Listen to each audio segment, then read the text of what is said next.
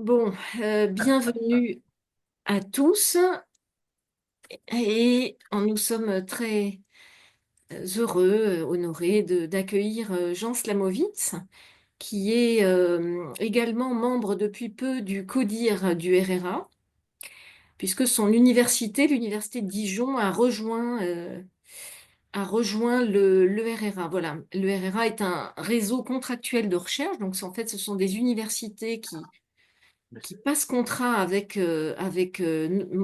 mon université qui administre le RRA. Et voilà, donc aujourd'hui, on a 8 universités et Jean, effectivement, nous a nouvellement rejoint.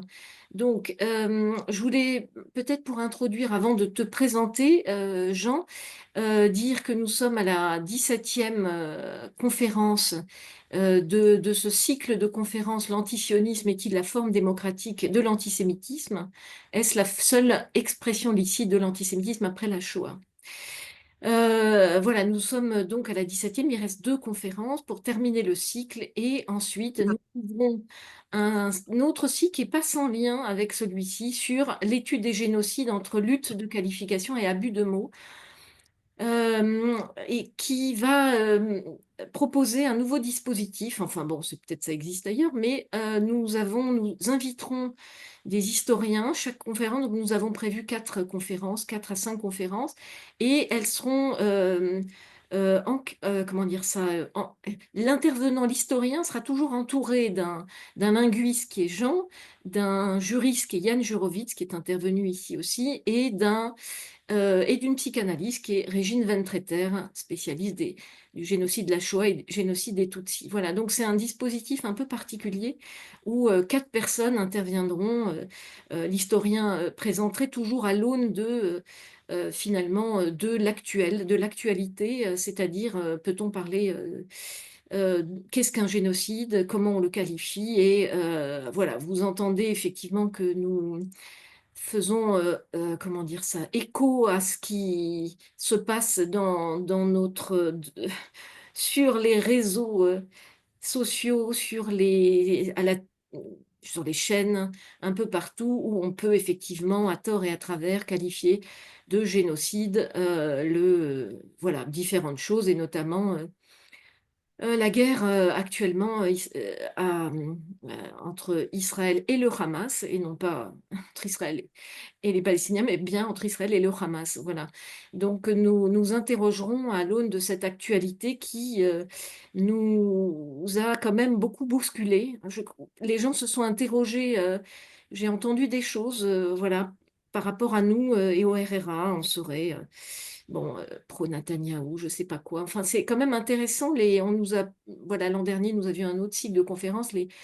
Voilà, mais effectivement, les mots fusent parce qu'on interroge effectivement le massacre, la tentative génocidaire, mais on verra aussi là pour le 7 octobre si on peut qualifier le 7 octobre de tentative génocidaire, de pogrom. Voilà. Je pense que c'est utile. Il y a beaucoup de chercheurs qui se sont interrogés, qui ont été bouleversés, qui ont été parfois sidérés, qui parfois n'ont pas pu parler de ce qui se passait, de ce qui leur arrivait. Donc je pense à Jessica Choukroun parce que elle est donc maître de conférence à Nice, et Jessica a écrit un texte que j'ai envoyé. Voilà, c'est paru dans le droit de vivre, la revue de la LICRA. Et Jessica a pu exprimer après plusieurs mois ce qui lui est arrivé. Voilà. Et elle a pris contact avec moi en fait peu de temps après, peut-être 2, 3 mois après, et m'a demandé de rejoindre en disant, je la connaissais très peu, quelqu'un lui a dit, va voir Céline Masson, sûrement ça va t'aider. Bon. Et en fait, on a observé quand même chez de nombreux collègues cette sidération. Voilà. Donc on essaye, je trouve que c'est pas facile, et je remercie les intervenants, hein, les 17 et Jean aujourd'hui, d'essayer de penser ce qui arrive, parce que c'est pas du tout facile. Évidemment qu'on peut être submergé par les affects, on n'est pas à l'abri non plus d'en être submergé. On est en train de penser chaque jour, hein, ce qui arrive, parce que je crois que c'est pas fini. Le 7 octobre continue d'une certaine manière. Il y a les effets, les répercussions du 7 octobre en France, et tous les jours, il y a des événements. Donc nous sommes pris, en tant que chercheurs, par l'actualité, ce qui est très difficile, il me semble, puisque nous n'avons pas de recul.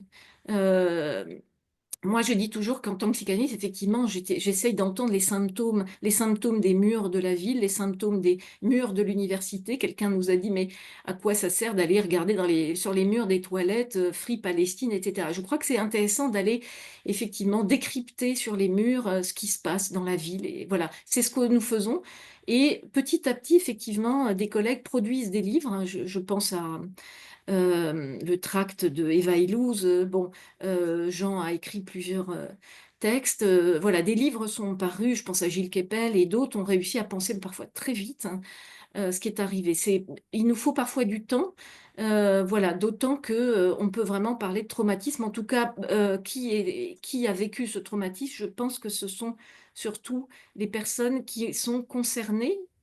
Alors, ça, on organise un colloque avec des psychanalystes et des psychiatres en décembre, mais oui, concernés, c'est-à-dire des familles proches, des familles en France qui ont de la famille en Israël, mais tout le monde, je pense, a été saisi, juif comme non juif, évidemment, mais nous sommes rendus compte, et moi, la conférence que je ferai là, le 1er décembre, c'est seul. J'ai appelé ça seul au pluriel après le 7 octobre. Donc effectivement, ce sentiment de solitude, et en même temps, elle est partagée, cette solitude. Il y a évidemment Bernard-Henri Lévy qui a pu écrire ce livre Solitude d'Israël, mais là je parle vraiment des Juifs de France et nous avons eu ce sentiment de solitude, voire de détresse par moment. Donc nous tentons au RRA de penser encore une fois ces événements et avec toute la vigueur, avec toute la, comment dire ça, effectivement, les affects, mais aussi on essaye la rationalité, évidemment, puisque c'est ça qu'on nous demande en tant que chercheur. Euh, mais voilà, je pense que je remercie ceux qui sont intervenus jusqu'à présent parce que c'était pas facile. Il y a Elie Barnavi donc, qui a ouvert ce site de conférence, l'historien et ancien ambassadeur d'Israël en France. Et voilà, ben, je vais présenter Jean à présent. Et donc Jean a beaucoup de qualités. Il est donc agrégé d'anglais. Il est ah là là, c'est ce soir, c'est compliqué. Il est normalien, voilà. Normalien, il a été maître de conférence à la Sorbonne avant d'être nommé professeur des universités à l'université de Bourgogne. Donc il a publié des travaux sur la linguistique anglaise, une thèse sur la morphosyntaxe de l'oral, une analyse du discours sémantique, sociolinguistique. Il a aussi travaillé sur le jazz, c'est un traducteur également, donc il a vraiment, et sur le vin, voilà, ce qu'on ignore peut-être un peu plus. Alors, ces ouvrages qui nous concernent ici, c'est Détrompez-vous, et c'est comme ça d'ailleurs, je l'ai connu, Jean, c'est par Détrompez-vous, les étranges indignations de Stéphane Hessel décryptées en 2011. C'est comme ça que je t'ai connu, Jean, quelques années après. Le sexe et la langue, en 2018, et je vois que tu as une réédition en 2023. Les moutons de la pensée aux éditions du Cerf en 2022. Et avec Taguieff, un ouvrage collectif, Les humanités attaquées, qui est issu d'un colloque voilà, qui s'est tenu dans ton université. La mauvaise foi avec Yana Grinspoon et Shmuel Trigano et François Rastier. Crise langagière, ça c'était un ouvrage collectif dans notre collection, mais notre collection Questions sensibles, dans la série que nous avions initiée, c'était, comment on avait appelé ça, à l'avenir d'une désillusion. C'était 6 ouvrages. Voilà, et Jean avait, avec Yana, coordonné Crise langagière. Voilà. Il est directeur de collection chez Intervalle, Le Point sur les idées. Il a, voilà, travaille sur le 7 octobre avec plusieurs auteurs, dont Pierre-André Taguieff, François Rastier, Shmuel Trigano, Daniel Siboni aussi, puisque la psychanalyse est aussi une épistémée intéressante pour Jean, puisqu'il convoque souvent des psychanalystes, hein, et aussi avec Procoris et avec d'autres. Voilà. Ben Jean, je te laisse la parole et je laisse présenter ta conférence. Merci beaucoup, Céline, le RRA, tous les gens qui sont là. J'espère que vous m'entendez correctement. Et voilà, je vais essayer de faire rentrer beaucoup de choses dans cette conférence. Vous me pardonnerez les raccourcis ou au contraire les développements trop longs. Mais le titre, c'est l'antisionisme et la séduction, particularité argumentative d'un dispositif discursif, parce que je vais essayer d'aborder les choses du point de vue de l'analyse du discours. Alors, Jean-Claude Milner dit que la politique est l'affaire des êtres parlants, et elle est aussi, signale-t-il, le lieu de l'obscur et du confus. Il parle là de la politique telle qu'elle se bavarde. Sauf que l'acte politique, lui, sortant du bavardage, décide de trancher entre l'obscur et le confus. Quand le Hamas massacre, euh, il donne corps au discours antisioniste et se constitue comme réel. Nous verrons justement comment le discours idéologique ne va cesser d'ensevelir le réel d'un tombereau de mots destinés à le travestir. Jean-Pierre Faye appelle le récit idéologique. Et justement, moi, je vais envisager l'antisionisme comme machine narrative déliée des réalités factuelles. Donc, cette analyse proprement discursive nous permettra d'aborder la question politique et idéologique, mais à partir de sa cartographie argumentative. Je ne reprends pas le terme de dispositif discursif au sens de Michel Foucault, qui voyait un instrument d'exercice du pouvoir, qui prenait dans un jeune dispositif des choses, enfin, y compris l'architecture. Bon, c'est pas comme ça que je vais plutôt infléchir à cette idée de dispositif discursif pour décrire l'articulation des fonctionnements sociolinguistiques avec une intention d'efficience politique. Dispositif discursif, donc c'est pas forcément l'émanation du pouvoir, ça peut être produit par des communautés sociopolitiques très variées. Je vais m'appuyer sur l'analyse stylistique et rhétorique dans sa confrontation avec la factualité extra-linguistique. C'est dans cette articulation justement que se joue la jonction ou la disjonction du langage et du réel. Je parle d'analyse du discours et non pas d'analyse de texte. La notion de discours est beaucoup d'acceptions qui ont été théorisées de manière très variée. Je vais la prendre dans son sens terminologique qu'on entend en analyse du discours et non pas de discours, et je le définirai comme un ensemble d'énoncés cohérents exprimant des propositions et des positionnements convergents et émanant d'acteurs constituant une communauté sociopolitique. On ne va pas finasser ce soir sur les définitions théoriques. Est-ce que la communauté est constituée par le discours ou l'inverse? Bon, ça n'est pas le lieu ce soir, mais gardons à l'esprit que quand je parlerai de discours, le mot discours peut renvoyer à beaucoup de choses très différentes de manière ambiguë. Hein. Si je dis discours journalistique, ça peut être le discours des journalistes ou bien les conditions médiatiques propres aux journalistes. C'est-à-dire que ça peut renvoyer aussi bien à un contenu qu'à une forme. Donc, il faudra faire attention à ces choses-là. Ce que je vais retenir ici de l'antisionisme, c'est que c'est un discours idéologique, c'est-à-dire qu'il est caractérisé par des arguments, un lexique, des revendications, et c'est ça que je vais appeler dispositif discursif. Et surtout, il se caractérise par son systématisme et son organisation d'idées manifestées par des formes. Euh, donc, je ne ferai pas une liste de procédés rhétoriques qui ne dirait rien du fond et qui pourrait être celui de n'importe quel discours. Donc, je vais d'abord poser quelques problèmes. Le premier problème, déjà, c'est que antisionisme, ça peut être un diagnostic descriptif. C'est comme ça, moi, que je vais employer le mot antisionisme ce soir pour décrire un champ discursif. Mais ça peut être aussi une revendication polémique. Dire je suis antisioniste, ça n'a pas le même sens. C'est une revendication qui d'ailleurs demande clarification. Et on voit qu'il y a d'ailleurs dans ce terme d'antisionisme parfois la tentation d'y voir effectivement euh, une forme euh, une façon d'exaucer en fait l'anti-israélisme comme un corpus d'idées. Parce qu'au fond, antisioniste et anti-israélien, est-ce que c'est synonyme? Dénotativement, oui, à ceci près que antisionisme paraît renvoyer à des idées. Euh, alors, on a déjà un problème définitoire qui va structurer mon intervention, puisque le mot antisionisme peut signifier, selon ceux qui s'en réclament, critique de l'État d'Israël.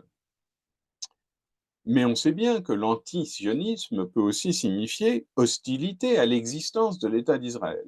Donc on a déjà deux significations qui sont masquées par l'emploi du même mot. C'est ce qu'on appelle une antanaclase, c'est quand le même mot a des acceptions différentes, mais que le glissement, hein, on donne toujours l'exemple de la citation de Pascal, hein, le cœur a ses raisons que la raison ne connaît point. Le mot raison n'y a pas le même sens. Or, à parler d'antisionisme, eh bien, on a un glissement entre ces deux sens qui est, je le soutiens, une des conditions en fait de son efficacité idéologique, condition liée à une forme de duplicité. Euh, Bien sûr, il y a même dans l'idée qu'antisionisme signifie une critique de l'État d'Israël, un petit problème quand on est face au réel, c'est qu'une critique est censée être ponctuelle, alors que quand elle est permanente et qu'elle est un positionnement, c'est qu'elle est une hostilité principielle.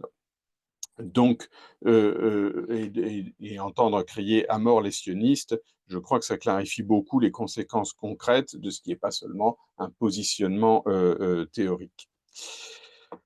Ces deux significations, critique, politique, et de l'autre côté, rejet de l'existence d'Israël, ça renvoie en fait à deux dispositifs discursifs différents. Celui des démocraties occidentales, où la critique d'Israël se fait au nom des droits de l'homme, et dispositif discursif des théocraties islamiques qui rejettent l'existence d'Israël et qu'on peut renvoyer à un dispositif qui est celui du suprémacisme islamique. Ce qui veut dire que dans ces deux contextes, le discours anti-israélien n'émane pas de la même société, ne s'appuie pas sur les mêmes préconstruits et ne vise pas les mêmes interlocuteurs. Je ne vais pas développer outre mesure la question de l'auditoire. Il y avait un bon article de Pierre-André Taguieff qui reprenait un petit peu, qui résumait dans l'argumentation politique les acquis de Chaim Perelman. Et justement, Chaim Perelman disait « L'orateur ne peut choisir comme point de départ de son raisonnement que des thèses admises par ceux auxquels il s'adresse. » Je reprenais là Aristote. Et il faut partir de cela, c'est que l'antisionisme, eh bien, il y en a de plusieurs sortes selon le contexte énonciatif auquel on fait référence. De fait, l'antisionisme se distingue au fond assez nettement de l'antisémitisme occidental classique, d'abord théologique, puis racial, mais même l'antisémitisme, disons, sociopolitique, qui voit dans la minorité juive une menace pour l'identité nationale française. Au fond, de ce point de vue-là, de ce point de vue, disons, maurassien, on pourrait penser que l'émergence d'une nation juive satisferait l'externalisation du problème juif tel que l'Europe l'avait formulé. Sauf qu'on a aujourd'hui en Europe une animosité envers Israël, et je vais traiter ici de l'antisionisme comme doctrine occidentale. C'est-à-dire, je ne vais pas traiter de l'antisionisme dans les pays arabo-musulmans. Je vais l'envisager donc dans son champ énonciatif proprement occidental et évidemment, historiquement, on peut voir l'antisionisme qu'on connaît émergeait dans les années 60 à partir de sources soviétiques d'une part et islamiques d'autre part. Ce qui tend à signifier qu'il résulte d'une adaptation discursive dont la formulation, c'est, je le soutiens, réalisée dans les termes des valeurs occidentales, euh, mais justement conformément aux principes rhétoriques établis par Aristote et Perelman, on voit qu'il y a une contrainte exercée par l'auditoire. Il faut donc formuler l'hostilité à Israël d'une façon différente selon son auditoire. Euh, une doctrine, une idéologie conquérante, elle se déploie selon deux axes, l'un positif, l'autre négatif. C'est ce que j'appellerais la dichotomie axiologique. Et on verra que sa contrepartie rhétorique, c'est d'une part l'exaltation, d'autre part le dénigrement. Et donc, la réprobation d'Israël ne peut se penser sans son versant positif, qui est le palestinisme. Antisionisme et palestinisme sont donc les deux faces d'une même dynamique idéologique, euh, anti-juive, mais en fait, on le verra également anti-occidentale. Euh, alors, je vais commencer par partager mon PowerPoint. Euh, voilà. Euh, voilà. Est-ce que tout le monde le voit? Oui. Euh, Oui, c'est parfait, Jean. C'est parfait. ok. Merci beaucoup. Donc, je commencerai par parler du palestinisme, justement. C'est le terme que Shmuel Triviano a employé d'une manière assez systématique récemment, et je crois qu'il prépare une publication sur le sujet. Euh, alors, j'aimerais partir de deux manifestations du discours antisioniste. La première, c'est l'exhibition de l'ignorance.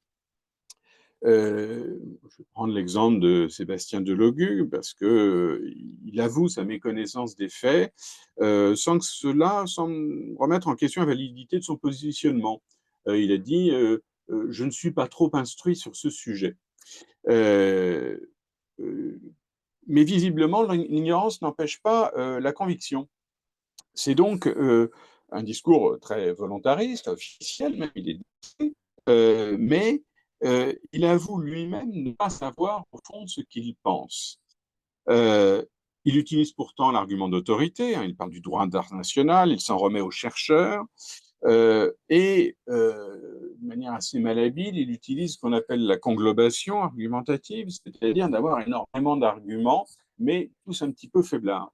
Voilà, la vache en or, les gisements, enfin bon, bref, un ensemble de choses qui paraissent, voilà, on dirait qu'il y a de nombreux arguments, mais en fait, cette conglobation, elle est creuse. On pourrait ajouter Mathilde Panot, qui invoque le droit international pour défendre des frontières qu'elle est incapable de situer sur une carte.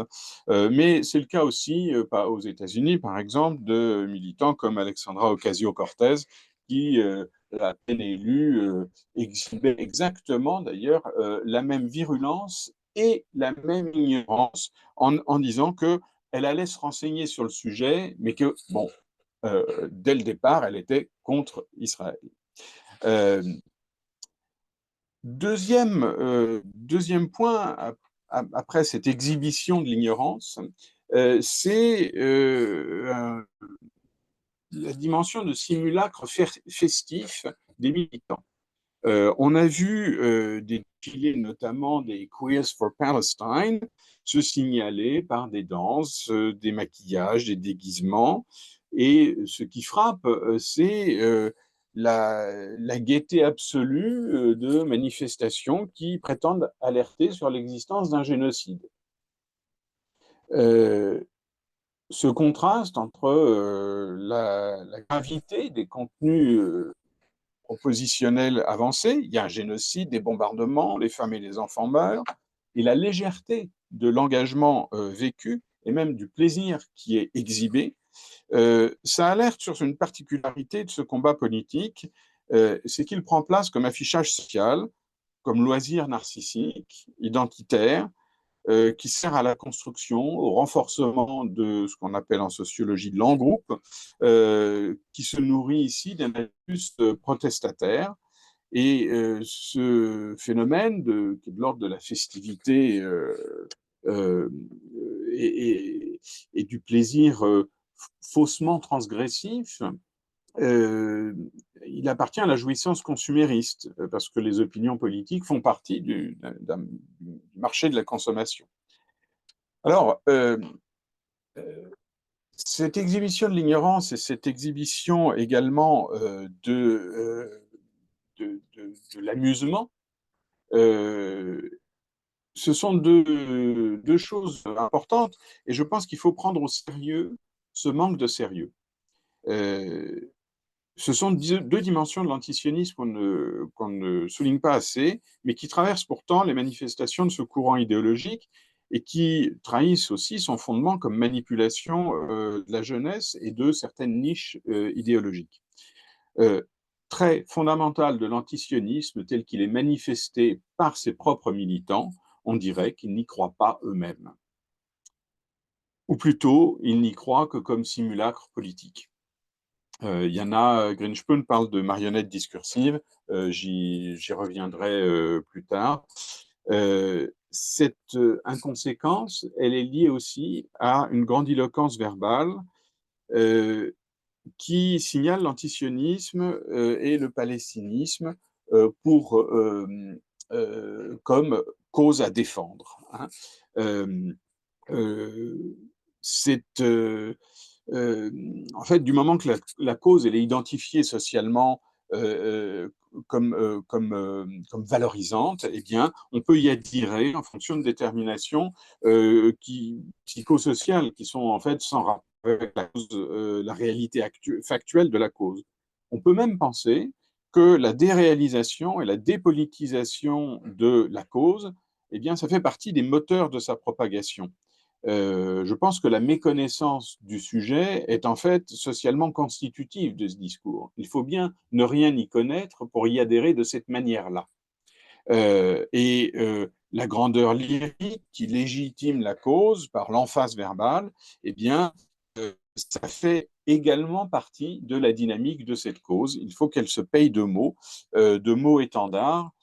Ça n'est pas nouveau.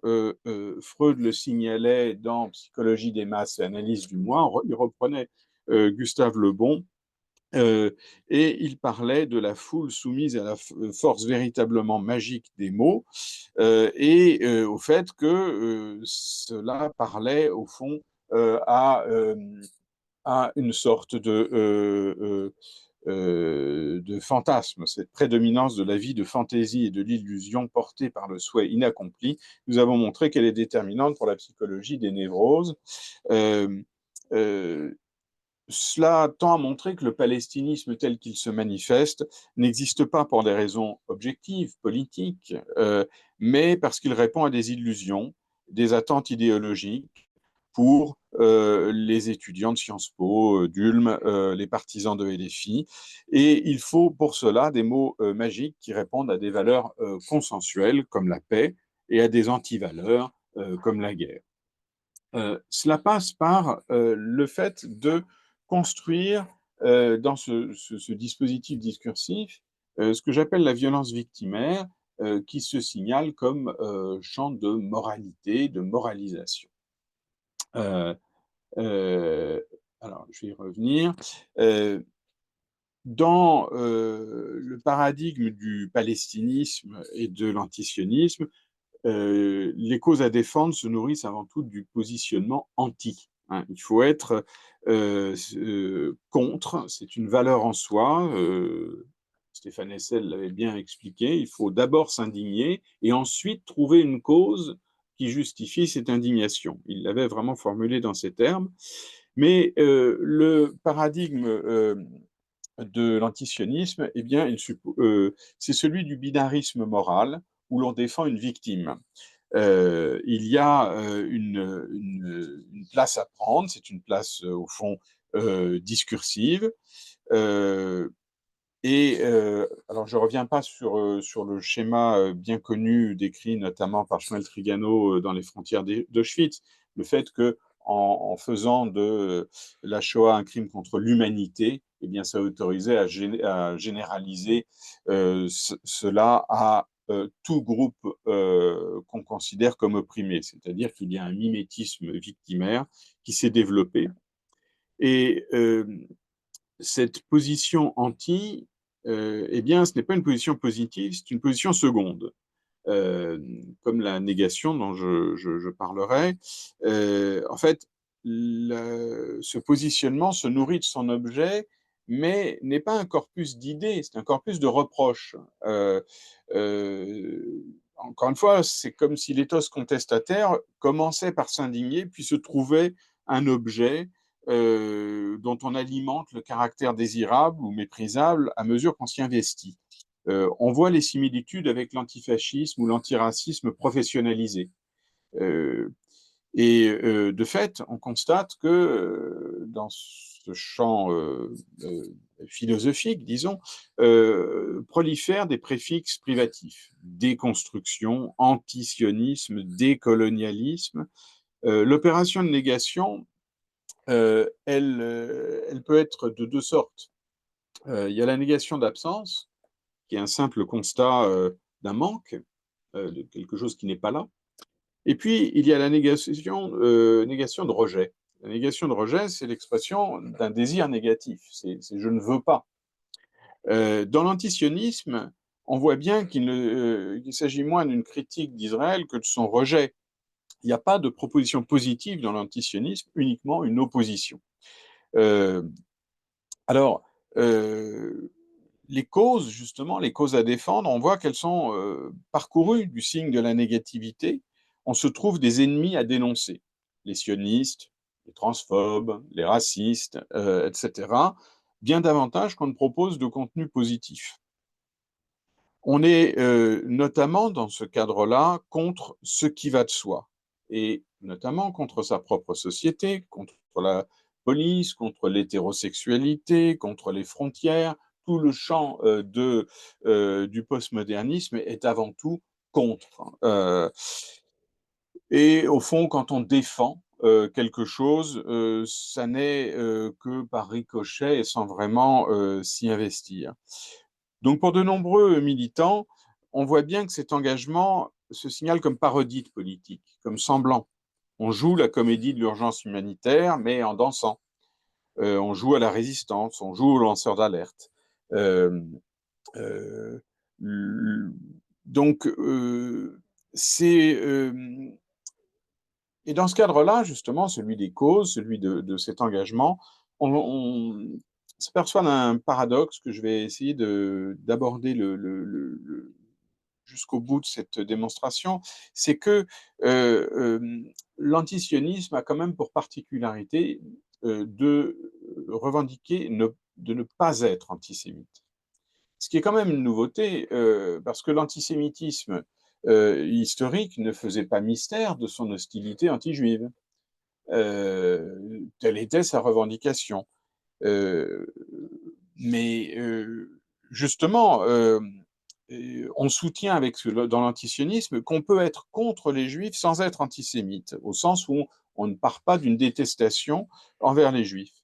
C'est le paradoxe de l'antisionisme tel qu'il existe aujourd'hui, c'est qu'il faut prendre au sérieux cette revendication de ne pas être antisémite, c'est que au fond, il se revendique comme une forme d'apolitisme, et en étant avant tout une cause émotionnelle, en ayant une sympathie pour la figure de la victime. Euh, c'est donc une idéologie compassionnelle et pas du tout géostratégique. Il ne s'agit pas d'un point de vue politique, au fond. Et c'est là où il faut comprendre comment s'articulent justement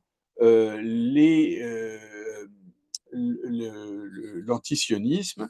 Euh, J'y vois notamment des fonctions, je dirais, syntactico-politiques que je vais expliciter. En fait, euh, excusez-moi, je vais trop vite. Euh, le, et c'est en réalité là, voilà, c'est ça qui m'intéresse, c'est que, heu ce qu'on appelle, en syntaxe un schéma actantiel, c'est ce qu'on peut mettre autour d'un verbe, hein, les différents compléments, les différents constituants qui vont en dépendre. Dans, la représentation, idéologique à laquelle on a affaire dans l'antisionisme, c'est très, très simple, sauf que évidemment mon PowerPoint ne marche plus. Ah si, voilà. Heu, heu Le sujet agent et l'objet, il est patient, eh bien, ça va être ça. Et évidemment, heu, ces places-là, il faut bien voir qu'elles sont figées, qu'elles sont préétablies et que le sujet, c'est toujours Israël, l'objet, c'est toujours les Palestiniens et que ces places, eh bien, elles sont articulées par des traits sémantiques très simples. L'acteur est un oppresseur, et l'objet est un opprimé, et que le trait sémantique qui les caractérise, c'est simplement, il est simplement axiologique et il est binaire, il est manichéen, c'est le mal et le bien. Donc dans le récit antisioniste, les places sont désignées et sont figées. Israël agit, les Palestiniens subissent. Euh, Israël est l'oppresseur, les Palestiniens sont les opprimés. Tout doit être lu en fonction de ce schéma actantiel.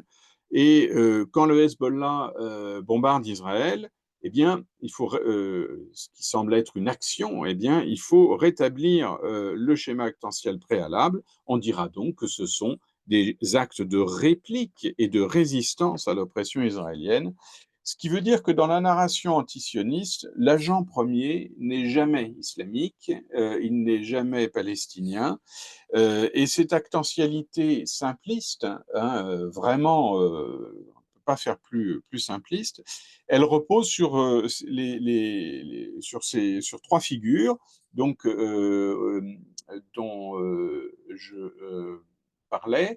Voilà, la dépolitisation, d'une part. Au fond, on ne sait pas de quoi il s'agit, on ne sait pas où sont les frontières, on ne sait pas qui fait quoi, donc une forme d'ignorance. La moralisation, c'est que on pense en termes de bien et de mal, pas en termes d'intérêt politique, d'enjeux géostratégiques. On pense strictement en termes de bien et de mal, et on polarise cela en termes de bourreaux et de victimes, de domination et d'oppression. Ces trois macro-figures, elles s'appuient réciproquement sur ce que j'ai appelé la déréalisation, c'est-à-dire l'oubli du réel, tout simplement. Et cela, c'est conditionné par la magie des mots. Il faut, dans cette dynamique idéologique, remplacer le réel par des mots. Car l'idéologie impose, au fond, euh, ce que Milner appelait des rassemblements, c'est-à-dire des faisceaux de connotation où, voilà, au fond, il s'agit de choisir son camp grâce à certains mots. Euh, mais cette dynamique-là, eh bien, elle va reposer sur le brandissement de certains des bons mots. On se rassemblera autour des bons mots, et c'est ce qu'on voit ici, euh, avec le fameux tweet de Marie Mesmer, hein. Ces gens-là n'ont pas été lynchés parce qu'ils étaient juifs, mais bien parce qu'ils étaient racistes et qu'ils soutenaient un génocide. Donc, en fait, les mots racistes et génocide, on voit qu'ils ont un pouvoir de désinhibition qui permet de justifier la violence. En l'occurrence, l'apologie de crime, de lynchage, trouve à s'excuser, à se banaliser, euh, par le simple rappel du mot qui est susceptible de le fonder. Euh, Là encore, on voit ce retournement de l'agentivité. Les acteurs du lynchage deviennent les victimes en état de légitime défense, mais cela se fait par la seule grâce du vocabulaire. Il suffit de brandir le mot raciste et génocide, vous voyez qu'il y a d'un côté le réel et de l'autre côté la mise en forme d'une actentialité préétablie, fantasmatique, hein. Émeric Caron dit aussi que rien ne dit qu'après tout, c'était antisémite de s'attaquer, de lyncher des juifs. Euh, Ce schéma actantiel, il est reproduit sous plein de formes.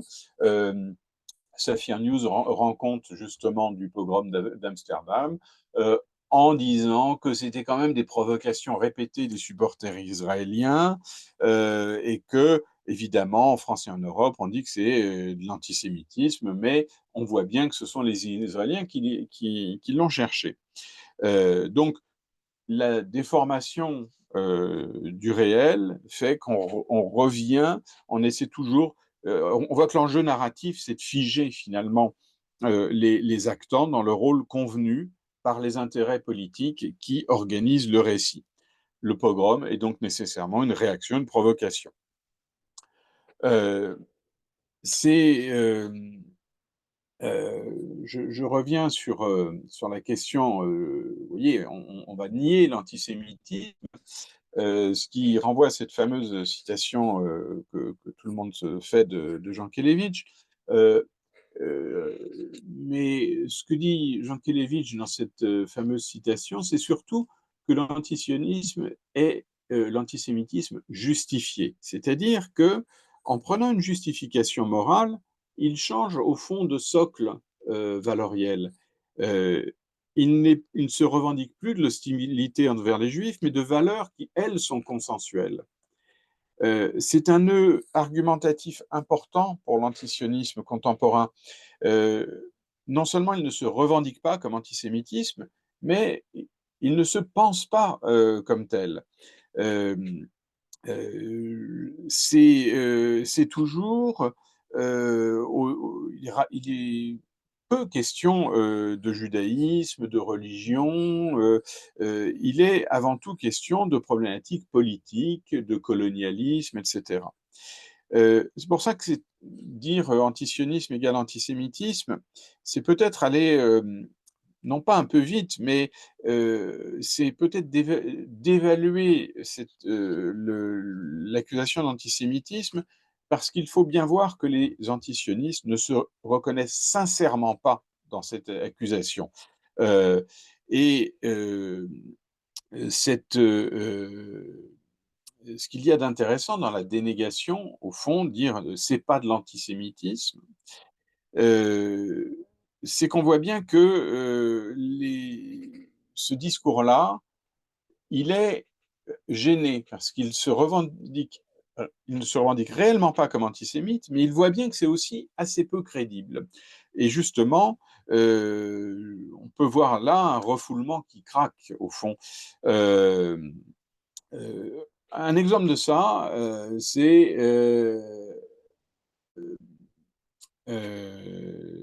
je l'ai oublié, non, je n'ai plus la citation.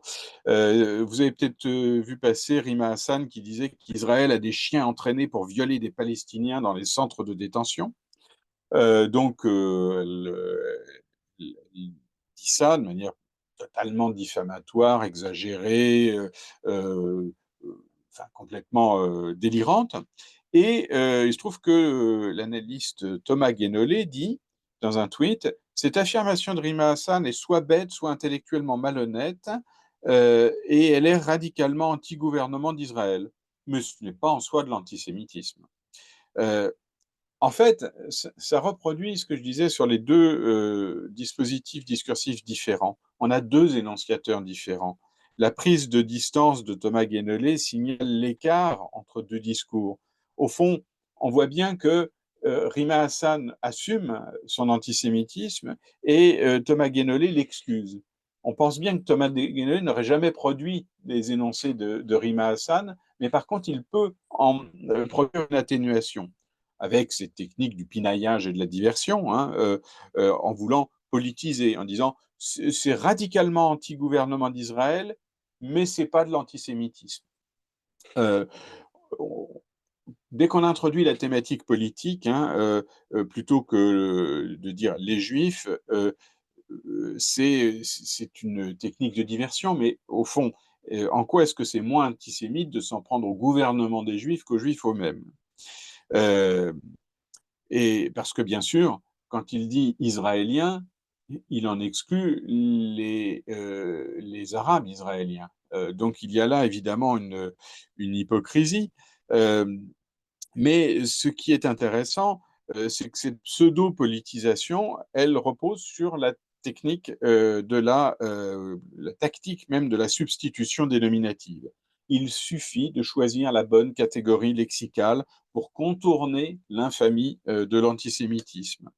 Euh, Ça, c'est constant, j'y reviendrai.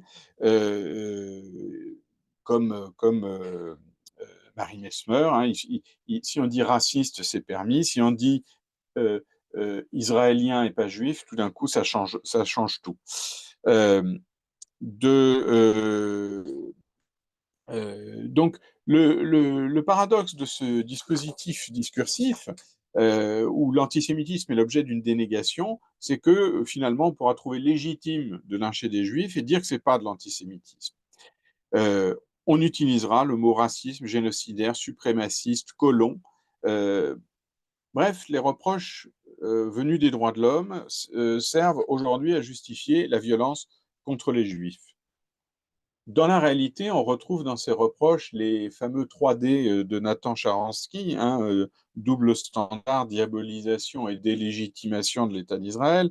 Euh, mais on peut malgré tout y voir que ce n'est pas directement la haine des Juifs qui va animer l'antisionisme, mais plutôt, euh, je parle toujours de l'Occident, hein, un dévoiement mémoriel euh, qui est un montage souvent décrit comme un montage pervers, comme mécanisme mémoriel. C'est l'idée de lutter contre le sionisme comme on a lutté contre le fascisme.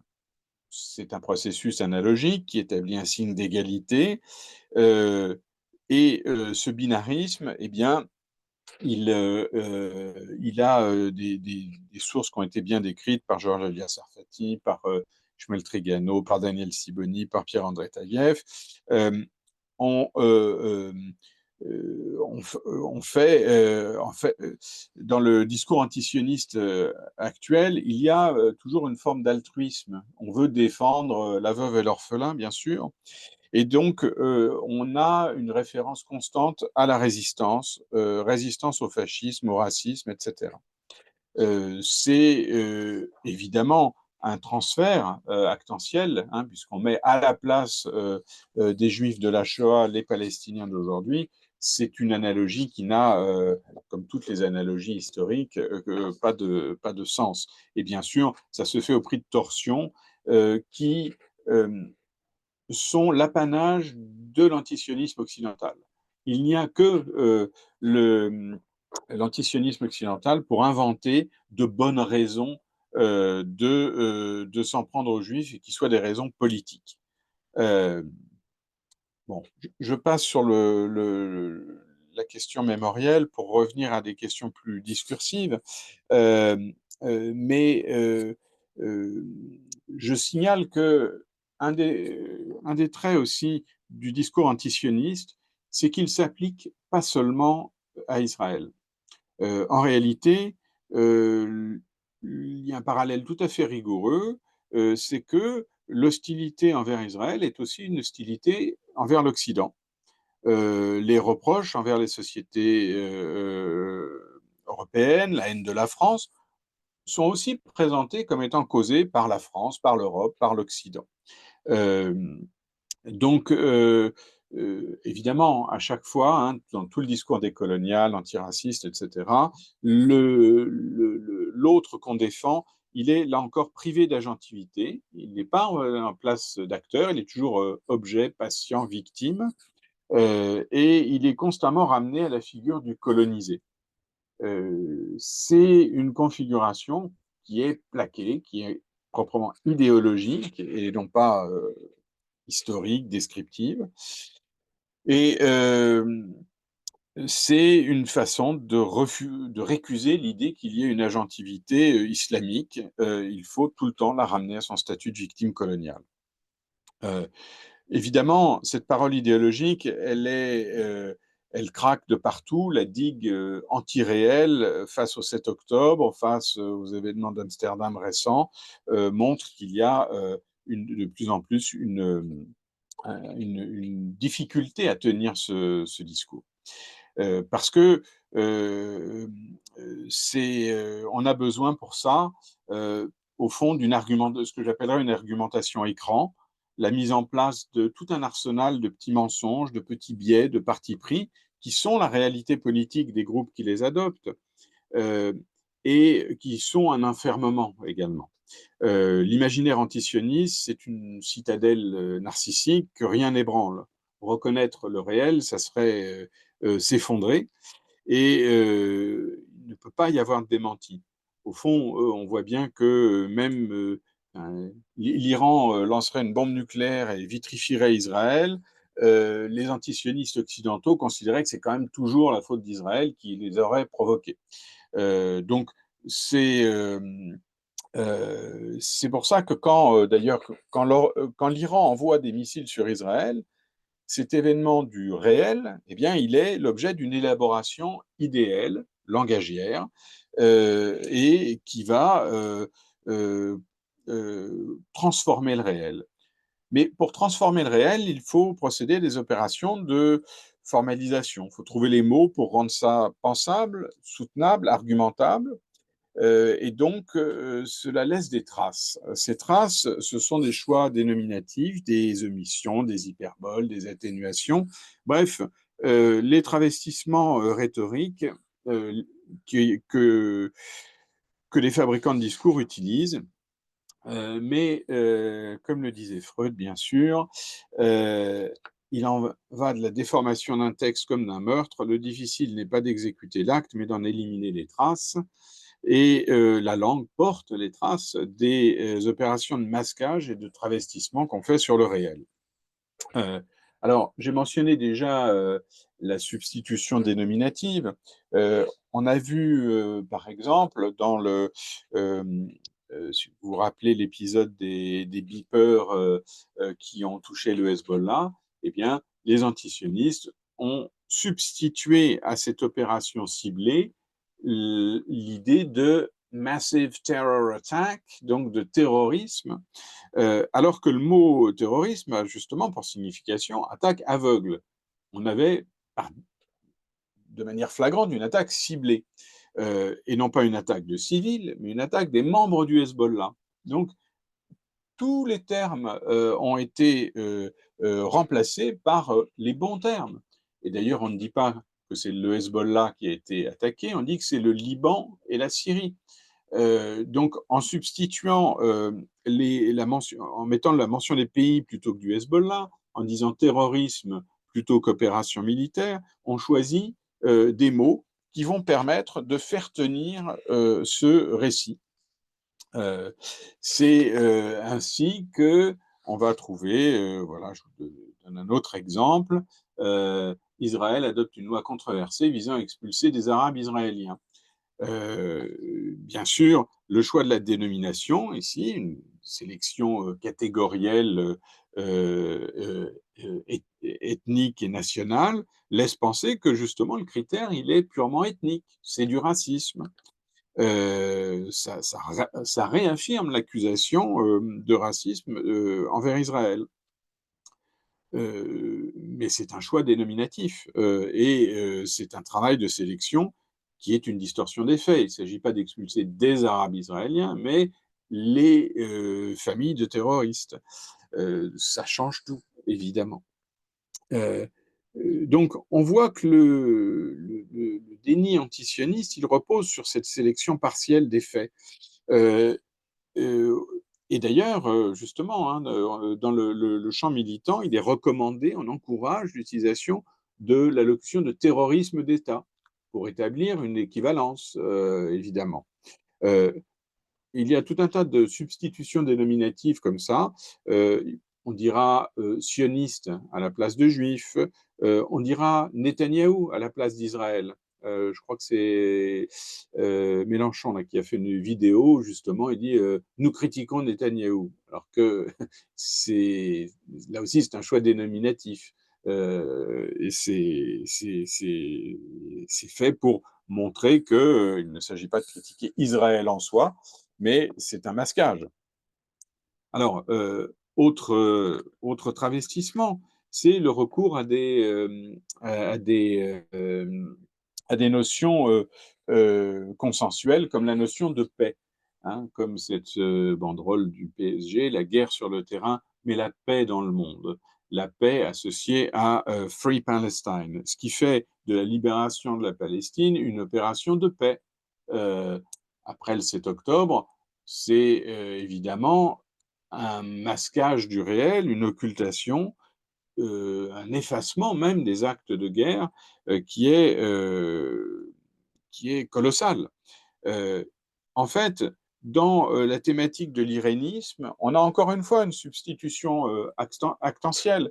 Les actes de guerre ne seront jamais mentionnés que d'un seul côté. Le Palestinien subit la guerre mais ne la fait pas. Il est donc euh, systématiquement construit dans le cadre de cette passivité doloriste. Euh, c'est ce qu'on trouve d'ailleurs sous différentes formes. Euh, Quand Emmanuel Macron dit que la guerre n'a que trop de durée, trop d'innocence aux morts, la guerre qu'Israël mène à Gaza, c'est-à-dire que les innocents ne sont que d'un côté, et là, ils sont évidemment du côté palestinien uniquement. Euh, on parle des innocents, on ne parle pas des non-innocents. On parle des victimes, on ne parle pas des acteurs, on parle des patients, mais pas des agents. Euh, c'est on ne dit pas ce que feraient les non-innocents. Euh, on a voilà, là aussi un choix dénominatif qui va parler de résistance pour qualifier le Hamas. Et on a même l'ONU qui demande l'immunité pour les employés de l'UNRWA qui ont participé au massacre du 7 octobre, en toute connaissance de cause d'ailleurs, euh, mais on va le présenter comme un collègue, un employé et non pas un des acteurs du massacre. Donc la thématique iréniste, elle repose sur la consensualité du mot paix, du innocent. En fait, paix est un signe argumentatif, ça ne décrit pas quelque chose du réel qui serait, euh, euh, qui serait factuellement vérifié. Euh, alors, dans cet arsenal lexical des mots étendards, donc on aura cessez-le-feu, paix, humanitaire, innocent, résistance, euh, contre colon, colonie, occupation, etc. Euh, Ce simplisme binaire, hein, eh bien, il fonctionne comme ces mots fonctionnent comme des signaux, pas du tout comme des éléments argumentables. C'est bien au contraire. En fait, le mot paix, on le voit, il est utilisé au fond comme sédatif, argumentatif, hein. On ne sait pas d'ailleurs ce que veut dire le mot paix réellement. Est-ce que paix est un terme politique? Est-ce qu'il renvoie à un État, à un traité de paix? Non, le mot paix, c'est une pure incantation. Euh, euh, est-ce que si Israël arrête la guerre, il y aura la paix alors que ses voisins lui ont déclaré la guerre? Ça ne veut rien dire, le mot paix, s'il n'est pas envisagé de manière un petit peu technique et politique et juridique. Euh, donc en fait, on va employer le mot paix ou le mot cessez-le-feu comme des signaux, comme des valeurs, comme des mots étendards et pas du tout pour leur contenu propositionnel. On remarque d'ailleurs qu'ils sont souvent uniquement brandis, c'est-à-dire qu'ils ne sont pas euh, intégrés dans des contenus propositionnels. Au fond, le jeu de polarité négatif-positif couplé à cette actentialité biaisée suffit à construire ce narratif d'accusation et d'innocentement.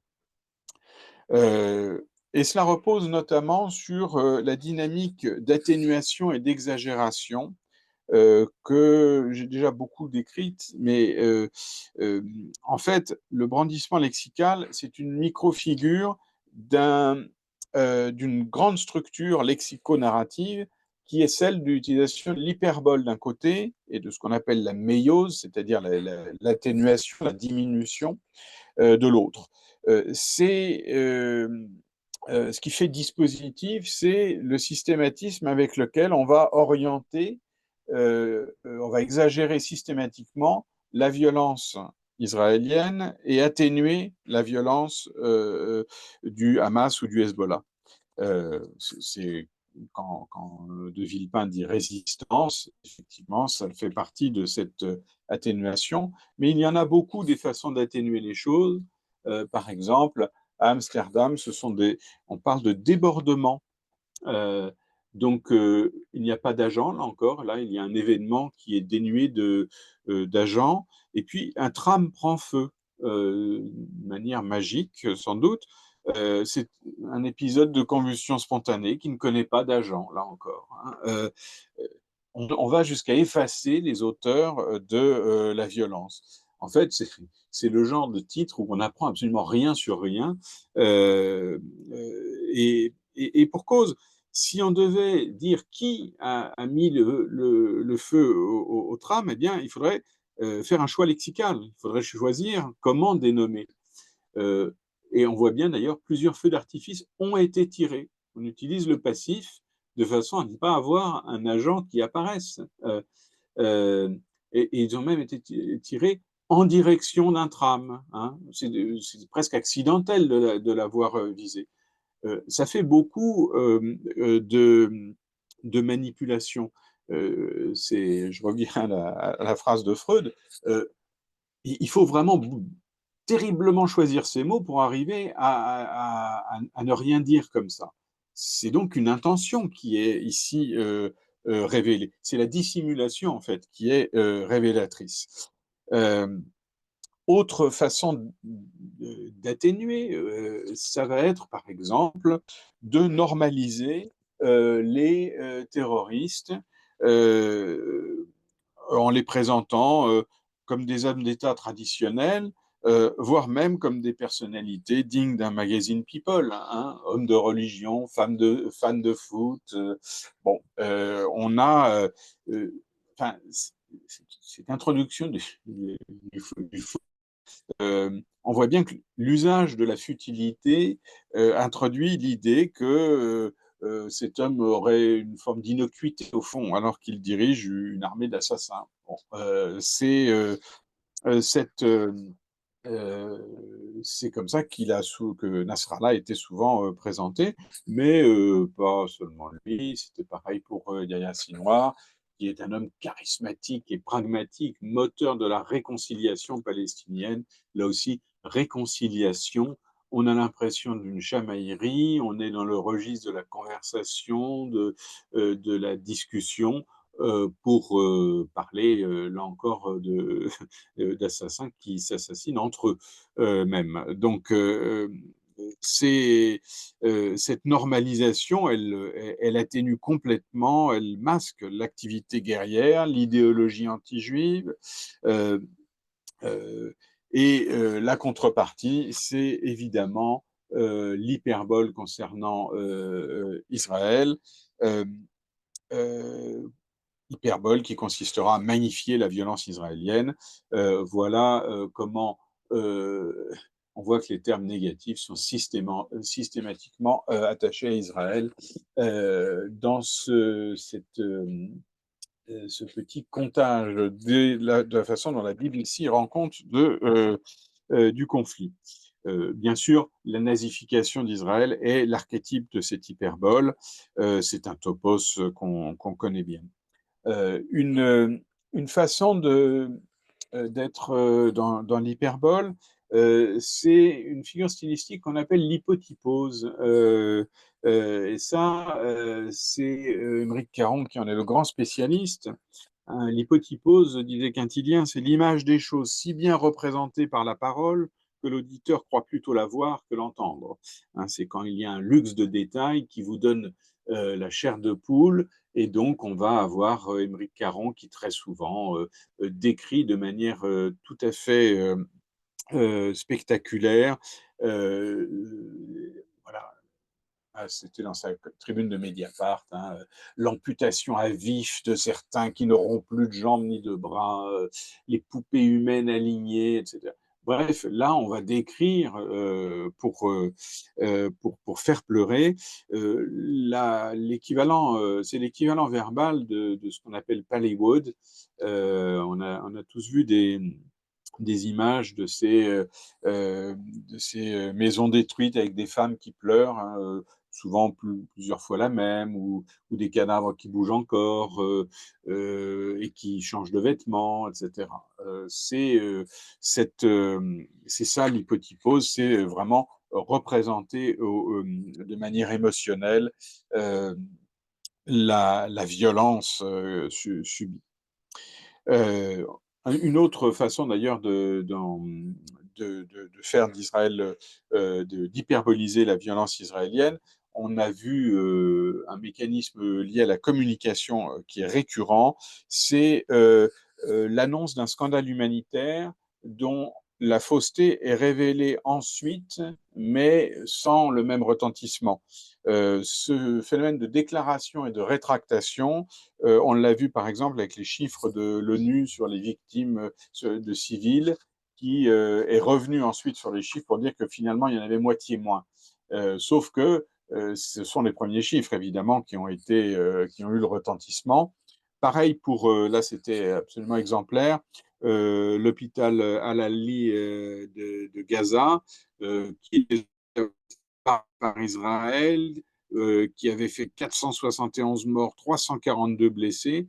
Et puis ensuite, on a appris que l'explosion était due à un tir palestinien et que le bilan humain était sans doute de moins de 50 personnes. Mais il n'y a pas d'effet rétroactif des corrections factuelles. L'émotion anti-israélienne, elle n'est pas effaçable, ni l'idée que ces morts civiles étaient avant tout imputables à Israël. Autre technique de diversion, alors il s'agit toujours d'accuser, hein, Israël est un pays agresseur, etc. Euh, euh, oui, autre technique, celle de Mona Chollet, par exemple, qui est présentée dans un texte de Télérama, c'est la poétisation. La poétisation, c'est un outil très puissant pour, comme dérivatif, hein. Stéphane Hessel avait recours à ce procédé quand il parlait je cite, des enfants de Gaza, innombrables et rieurs. Et bien là, on a Mona Chollet qui nous parle d'une lampée d'huile d'olive parsemée de za'atar. Euh, Ce ne sont pas des arguments, bien sûr, mais cette poésie, justement, est un moyen d'occultation du politique.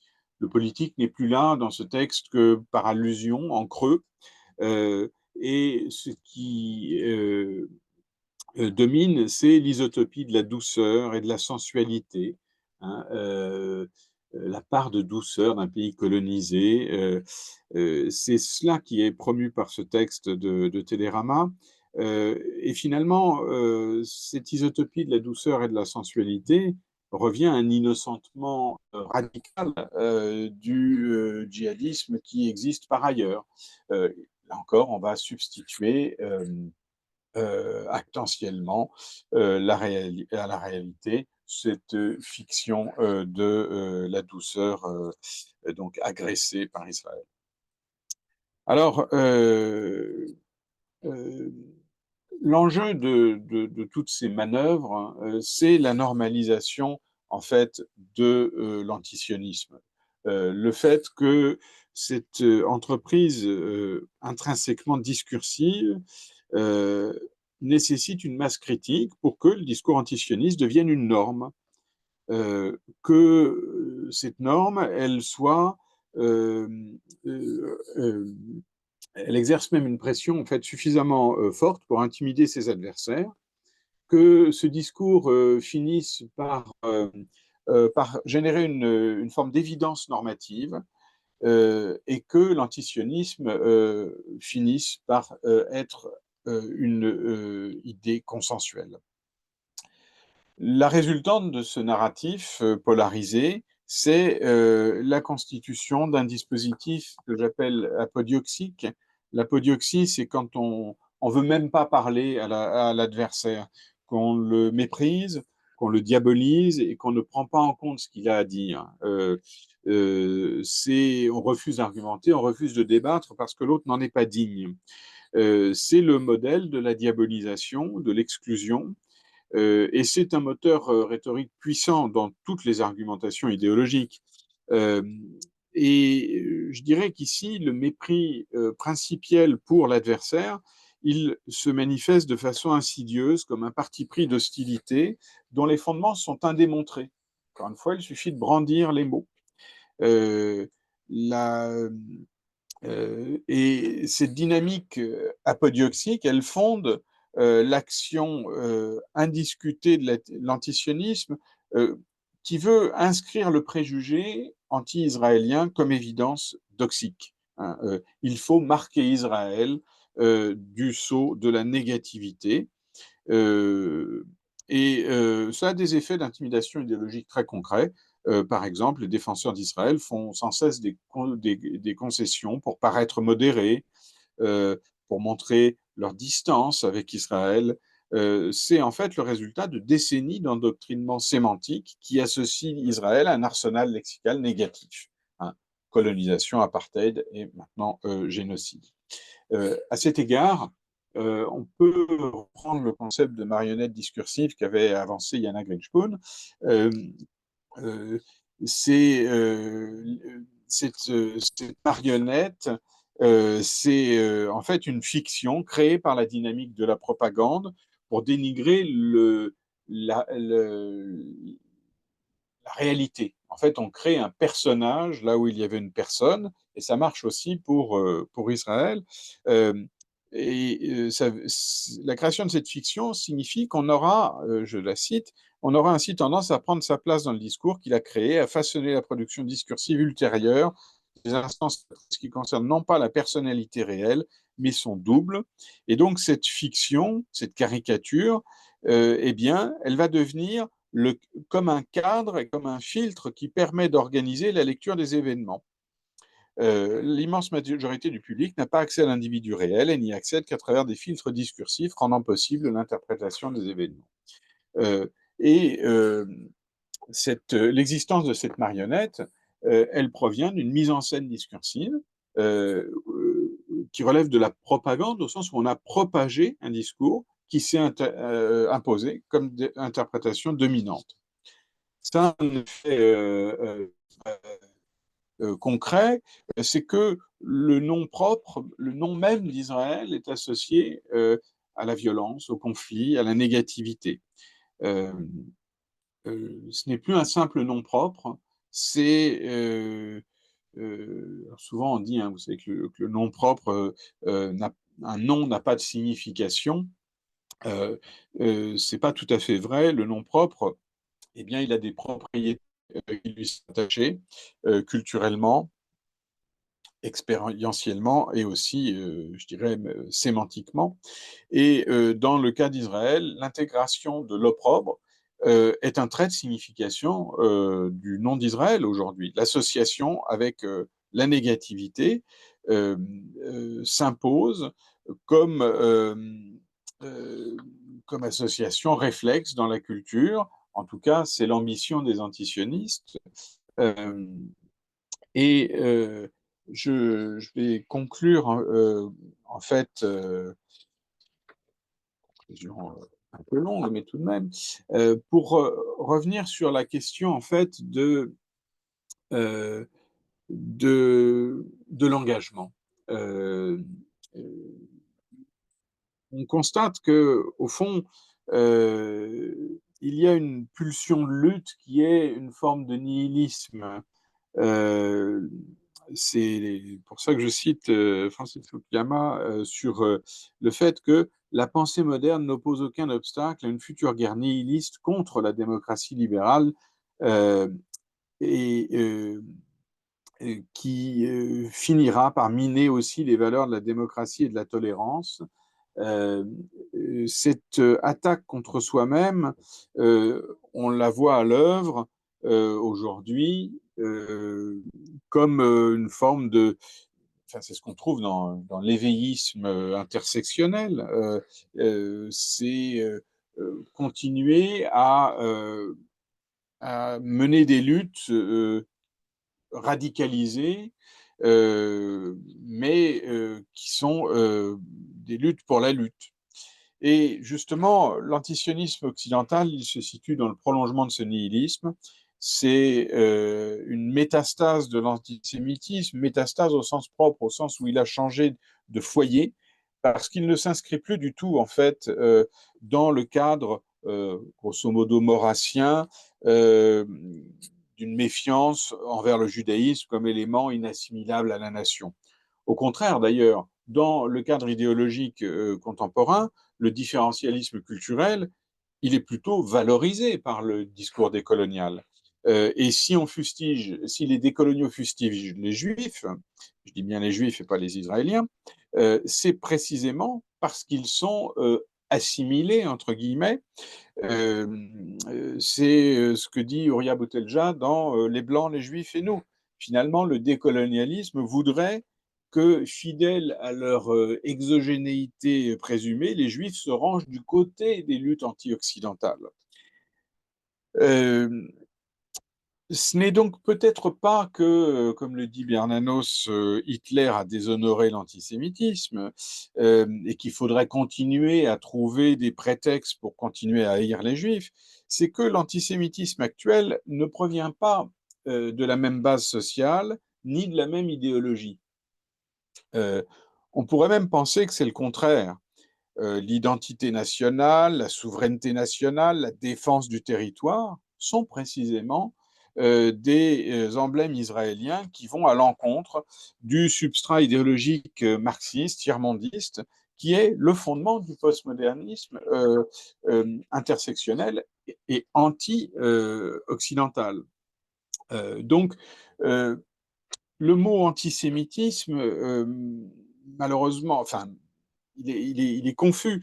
Euh, je parle parfois de valeur évocative pour le lexique, c'est-à-dire les connotations, si vous voulez. C'est-à-dire que quand vous employez un mot, en arrière-plan de l'emploi que vous avez de ce mot, eh bien, il y a tous les autres emplois, toutes les significations qu'il a pu avoir, sédimentées de manière un petit peu floue. C'est pour ça que je dis évocative. Et le mot antisémitisme, il renvoie à un imaginaire qui est peut-être bien obsolète, en tout cas pas adapté à certaines de ces manifestations, enfin, des phénomènes actuels. Euh, Au passage, c'est souvent le cas des concepts politiques, enfin des termes politiques qui ont d'abord une valeur dénominative et qui deviennent des concepts. Euh, Par exemple, apartheid, c'est une situation historique particulière, c'est devenu un terme générique, c'est devenu un concept politique là où ça dénommait une situation particulière. Le fascisme, c'est pareil. Aujourd'hui, c'est un terme qui même est un terme polémique, c'est une insulte, alors que ça décrivait une situation historique particulière. Au fond, quand on parle d'antisémitisme, on n'est jamais tout à fait sûr de savoir ce qu'on désigne comme situation historique. Je dirais donc que l'antisémitisme à l'œuvre dans l'antisionisme se caractérise par deux traits principaux, l'un superficiel, l'autre un peu plus fondamental. Euh, c'est que l'accusation de manquement aux droits de l'homme, c'est en quelque sorte la manifestation rhétorique, le travestissement, euh, peut-être relevant de la mauvaise foi. C'est la forme que prend cette accusation, mais c'est un prétexte qui correspond aux fausses valeurs occidentales, hein, fausses valeurs, comme on parle de faux self, c'est-à-dire que, bon, c'est un simulacre. Mais de manière plus fondamentale, le refus de la souveraineté juive en Israël, c'est ça qui irrigue l'antisionisme actuel. Euh, et au fond, on a, j'avais rappelé, hein, antisémitisme théologique, antisémitisme racial, antisémitisme, disons, politico-culturel, mais il y a aussi aujourd'hui peut-être une forme d'antisémitisme morale, car il se fonde sur la revendication de légitimité morale des accusateurs et d'illégitimité politique d'Israël. Euh, c'est au fond, cette réalité discursive, elle est la résultante des manipulations du monde soviéto-musulman, dont il épouse au fond les contours revendicatifs, c'est-à-dire une alliance entre une forme discursive, qui est l'accusation au nom des droits de l'homme, et l'intérêt politique qu'il masque. Et c'est pour cela que l'antisionisme tel qu'il est pratiqué par les militants, euh, au fond, il participe de ce que Georges Élias Sarfati a décrit comme désymbolisation, où on a une incapacité de ce militantisme à comprendre qu'il est aligné sur les intérêts du djihadisme. Euh, Ce moutonisme, il est évidemment exploité par des agents manipulateurs. L'Iran avait annoncé dès l'an dernier qu'il pouvait déclencher des manifestations en Occident quand il le voulait, et que c'était son programme. Il suffisait au fond d'appuyer sur le bouton de l'indignation, qui est le degré zéro de la conscience politique devenue pathos préemballé. De fait, je le répète, le corpus argumentatif antisioniste s'applique aux sociétés occidentales. La France aussi est considérée comme structurellement raciste, coloniale, impérialiste. Ce reproche que les antisionistes font à Israël, ils le font aussi à tous les autres pays européens. Euh, Être antisioniste en Occident, c'est bien davantage fustiger le colonialisme, l'impérialisme, le suprémacisme que véritablement les juifs. D'où ma réticence à dire trop facilement que l'antisionisme est un antisémitisme. C'est un antisémitisme qui s'ignore et qui désire s'ignorer. En quoi il se distingue de l'antisémitisme assumé? Et il faut pour cela l'analyser à partir des bases sociales différenciées qui le portent. Je distinguerai euh, les inconscients, c'est-à-dire la jeunesse engagée, les militants des droits de l'homme, en gros la catégorie des idiots utiles qui se positionnent euh, par naïveté. Il y a d'un autre côté les idéologues, intellectuels, journalistes, qui sont hostiles à l'Occident. Euh, Ce sont des déconstructeurs, idéalistes, tiers-mondistes, plus ou moins lucides ou plus ou moins cyniques. Mais ces deux catégories-là, elles sont soumises au conformisme, à la valorisation sociale, à la recherche d'une distinction par le discours de la dénonciation. Et puis, il y a une autre catégorie, ce sont les activistes, les politiques, les militants, qui agissent sur ordre, qui sont des agents de déstabilisation, euh, sur le modèle en gros de Rima Hassan, par exemple. Euh, Ça, c'est une autre catégorie. On ne peut pas leur faire crédit d'une forme de naïveté. Il y a une intention claire. Euh, je ne classe pas dans ces bases sociales les populations de culture non européenne qui sont porteuses souvent d'une vindicte anti-juive qui est de nature culturelle et qui ne prend pas du tout le prétexte politique. C'est pour ça que je ne la classerai pas dans l'antisionisme, au sens que j'ai défini comme doctrine occidentale, comme dispositif discursif. Euh, le, le, euh, les, euh, les islamistes du Hamas, ils ne sont pas antisionistes, ils sont anti-juifs, et ils le disent clairement. Donc, euh, euh, ça, c'est ce qui va caractériser quand même ces différences-là. On ne peut que remarquer la convergence de l'antisionisme avec l'intersectionnalité. Hein. Pourquoi, au fond, les partisans de l'écriture inclusive sont-ils aussi palestinistes? Il y a une cohérence idéologique et qui est on a une base sociale qui est tout simplement animée par un désir de distinction sur tous les sujets. C'est l'éthos protestataire, c'est le fait de protester, de dénoncer, d'être contre les normes admises. Voilà, c'est ça qui caractérise cet engagement-là. C'est la distinction narcissique par la dénonciation. C'est une forme d'originalité à la portée des moutons. Mais c'est cette même envie de singularisation qui porte l'antisionisme. Brandir sa supériorité morale, utiliser la grandiloquence pour se faire valoir. Il y a une ébriété idéologique dans l'emploi de ces mots, hein, génocide, paix, etc.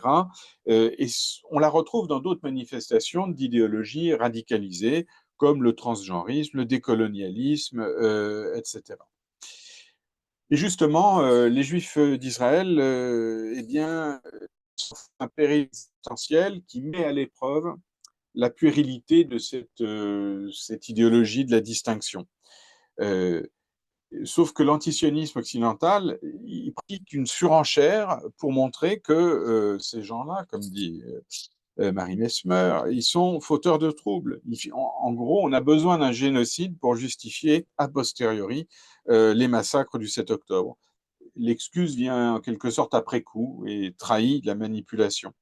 Et on voit dans ce discours, on a une forme d'oxèse, pour utiliser un mot de la rhétorique classique, c'est-à-dire que on va toujours plus haut. Hein. Occupation, discrimination, colonisation, apartheid, génocide, on monte tout le temps en gamme. C'est une course en avant rhétorique pour justifier sa condamnation grâce à la démesure verbale. Euh, mais il faut bien voir que la négation forcenée d'être antisémite dans l'antisionisme, c'est un de ses traits, et c'est que la source affichée de l'antisionisme, ça n'est jamais la détestation des Juifs, mais la question politique territoriale et coloniale. Sauf qu'évidemment, c'est bien une question qui concerne les Juifs, puisqu'il s'agit de la possibilité pour eux de vivre sur leur terre. On peut se demander en quoi ça concernerait les militants de LFI, les étudiants de Sciences Po, euh, le rejet d'un État-nation juif, de la souveraineté juive en Israël. Ça n'est pas une vraie question pour les citoyens américains ou français qui ne savent même pas situer les territoires dont ils réclament la libération, sans savoir d'ailleurs que personne ne les occupe. C'est une problématique au fond locale. Euh, et elle regarde en réalité les opposants à Israël depuis avant la recréation d'Israël. Les nationalistes arabes, les islamistes, les puissances régionales islamiques qui rejettent l'idée que les anciens sujets deviennent souverains. Euh, et donc, cette opposition entre, ça sera ma conclusion, cette opposition entre le discours antisioniste occidental et les intérêts politiques locaux, on voit que cette opposition-là, et le fait de nier qu'on soit antisémite, eh bien, cette dénégation de l'antisémitisme indique l'interface entre deux discours. Le discours des droits de l'homme comme façade pour l'Occident et l'hostilité anti-juive comme ralliement pour la Houma. Et c'est à cet égard qu'il faut reconnaître ce qui est la clé de compréhension des incohérences de ce dispositif discursif, c'est que l'antisionisme est un islamisme, au fond. Euh, c'est un antisémitisme de seconde main, un antisémitisme par procuration. Et c'est dans la mauvaise foi de ce décalage énonciatif, souvent inconscient ou demi-conscient, que se niche la profonde incohérence de l'antisionisme et de son rapport au réel. Je m'arrêterai là.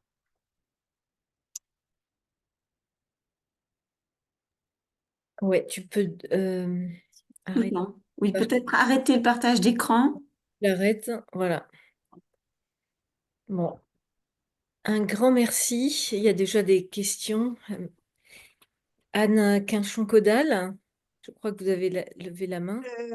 Oui, bonsoir. Non, je n'ai pas levé la main, j'ai fait le petit signe applaudissement parce que j'ai été vraiment non seulement passionnée, mais très impressionnée par cet exposé extrêmement clair et encore une fois passionnant. J'ai trouvé le schéma actantiel extrêmement éclairant, effectivement. Je pense qu'on retrouve ça dans beaucoup de discours et donc un immense merci. Merci. Est-ce que quelqu'un veut intervenir? Ouais, c'était absolument passionnant. Qui voudrait... Isabelle? Faut que tu... Pas, Isabelle. Et pourtant, ton son est bien activé, mais il doit y avoir un petit souci. Désactiver le son, ouais. Tu veux écrire peut-être dans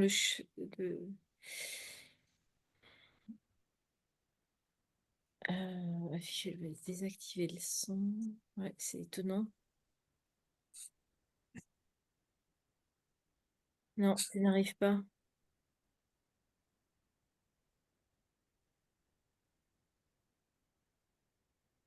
Est-ce que, en attendant qu'Isabelle réactive le son, est-ce que quelqu'un voudrait intervenir?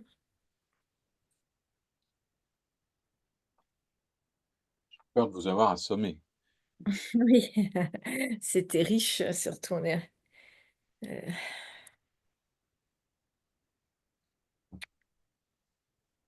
Allez, qui souhaite poser une question? C'était effectivement très clair.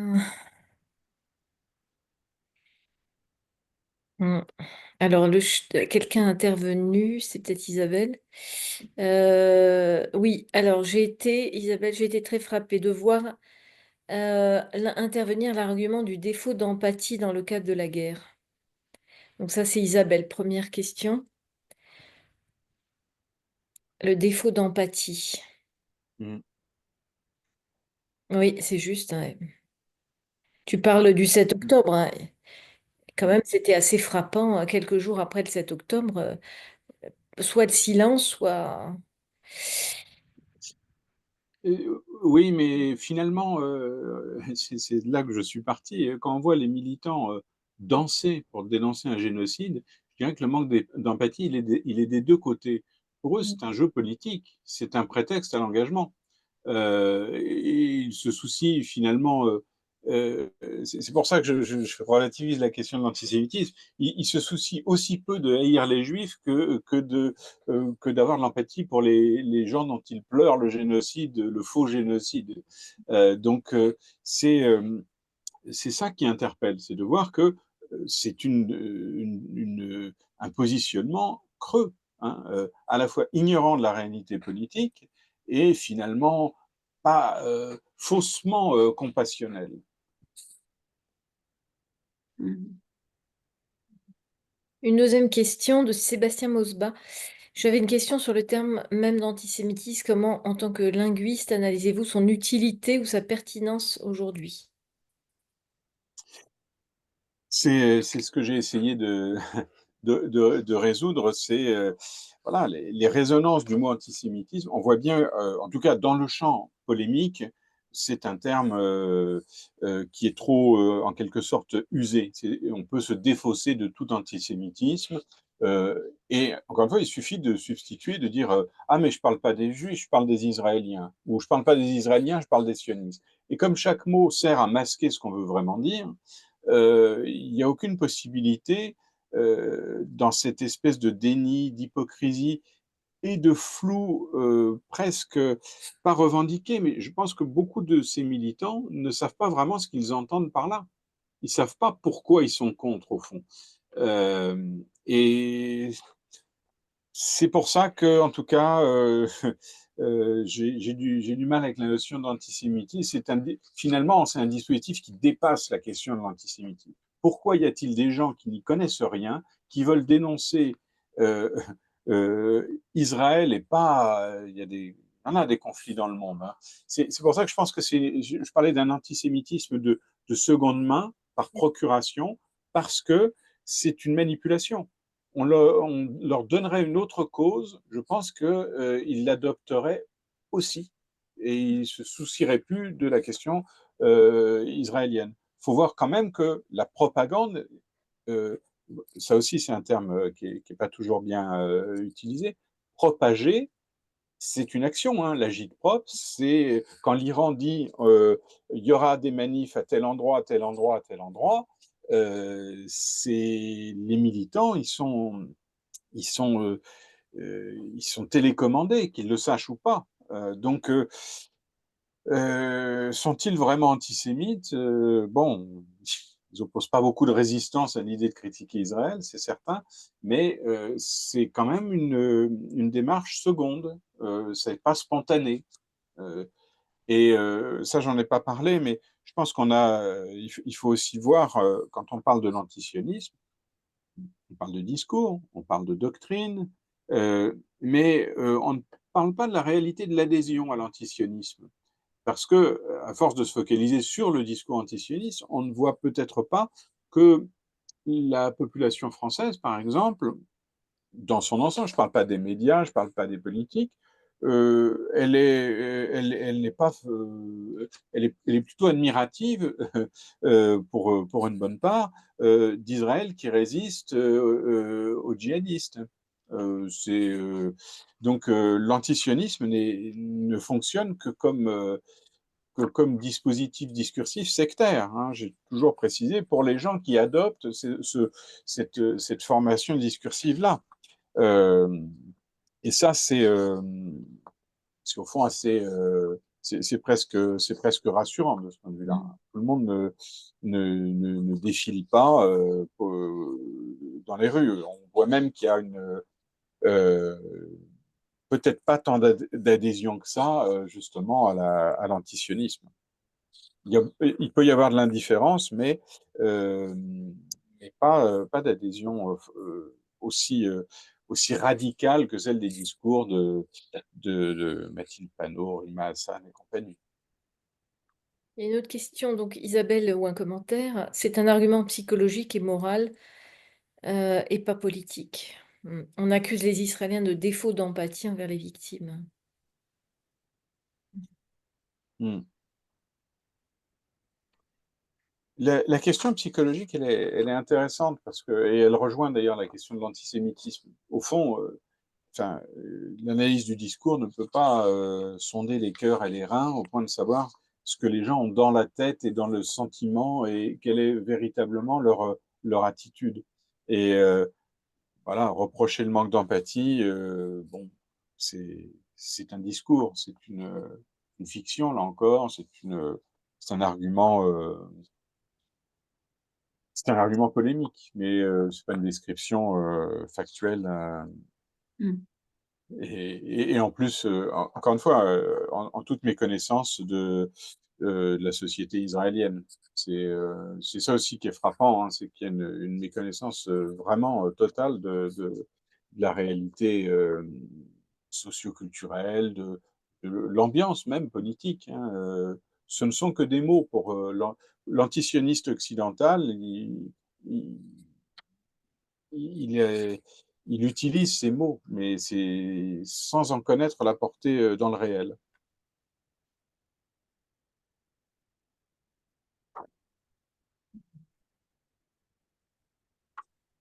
Quelqu'un d'autre?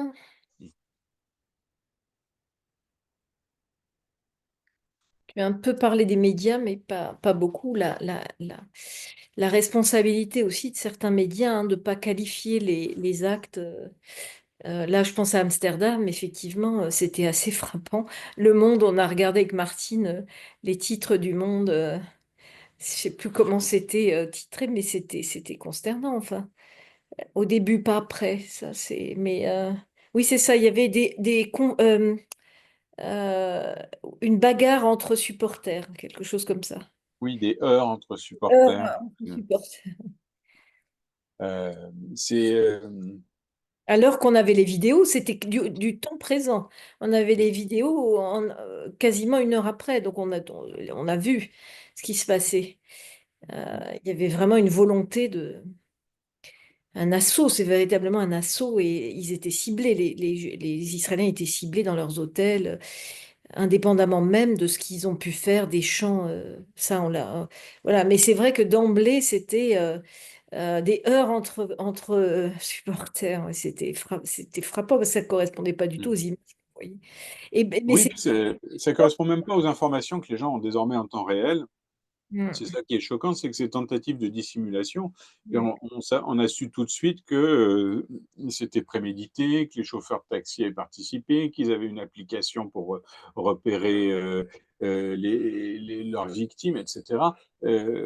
Là encore, la dissimulation verbale, elle se voit. On voit qu'il y a un évitement de la part des médias euh, et qui, on peut toujours se dédouaner en disant ah, on n'avait pas les infos, c'est par souci de neutralité, mais voilà, le travestissement est tel Est-ce que dans les ouais. formulations que ça montre bien qu'il y a un parti pris. Est-ce que c'est l'évitement ou c'est l'atténuation? Il y a quand même, c'est vrai dans ce journal, la volonté de toujours atténuer, relativiser, rendre les choses très, voilà, non conflictuelles. Est-ce que c'est une dissimulation ou c'est vraiment une volonté consensuelle de Ça, ne pas déplaire? quand ça marche que dans un sens, par contre, il n'y a pas de problème pour mettre en avant le mot génocide. C'est pour ça que je mettais ce petit comptage de la BBC. Hmm. On voit clairement quand même que il y a que les mots négatifs envers Israël, là, il n'y a pas de problème pour les mettre en avant, y Oui, ouais. compris en les modalisant, en disant une accusation de génocide. Hein, c'est-à-dire qu'on rapporte l'accusation de génocide, donc on ne la prend pas à son compte. Il y a tout un jeu d'ailleurs sur la prise en charge des énoncés. On les attribue à d'autres, mais en attendant, c'est bien le mot génocide qui va être dans le titre et qui va être associé à Israël. Donc il y a une grande hypocrisie de du titrage. Il faudrait faire d'ailleurs une étude lexicométrique des titres sur le long terme pour voir comment se dessine justement en creux cette façon d'associer de la négativité ou de la positivité. Voilà. Hmm. Euh, Je vais citer exactement le titre du Monde. Il parlait de violence entre supporters. hmm. Ouais. Moi, c'est ça qui m'avait fait sauter au Oui, plafond. c'est ça, voilà, c'est-à-dire la responsabilité est partagée. C'est ça que ça veut dire, c'est que c'est entre supporters, donc c'est les mettre à égalité. Alors que Ils les uns, écrivaient ça le 10 Hmm. novembre, ouais, au soir. ouais. Oui, Donc et on avait tout. le mot supporter est commode aussi, puisque voilà, on est dans le champ du sport, du Mm. hooliganisme. C'est pas la bonne thématique politique, le hooliganisme. Là, c'est vraiment de la désinformation. De raccrocher ça à une question footballistique, c'est un mensonge, tout simplement. Mm. Céline, je peux prendre la Oui, parole? allez. Céline, je peux prendre la parole? Oui, bien sûr. Oui, je voulais dire un mot à Jean. Je voulais demander comment il explique sur le coup l'ampleur au regard du conflit et puis tout ce qui a été présenté hein, par Jean tout à l'heure, les faits, l'ampleur de, comment dire, l'opposition, je ne sais pas si c'est le mot opposition, mais en tout cas bon, l'opposition, les plaintes, les observations, bref, de nombreux pays de par le monde et de différentes institutions également de par le monde.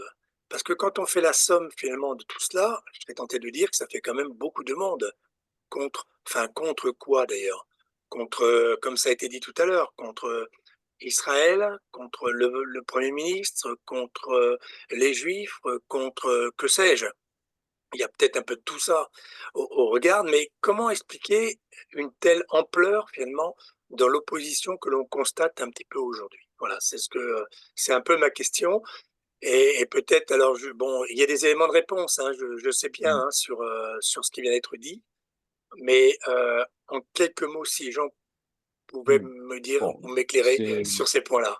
c'est une question en Merci. plus politique Pardon. que linguistique, et c'est pas mon domaine directement, mais ce qu'on remarque, c'est qu'il y a euh, en fait, des cycles, des éruptions anti-israéliennes régulières.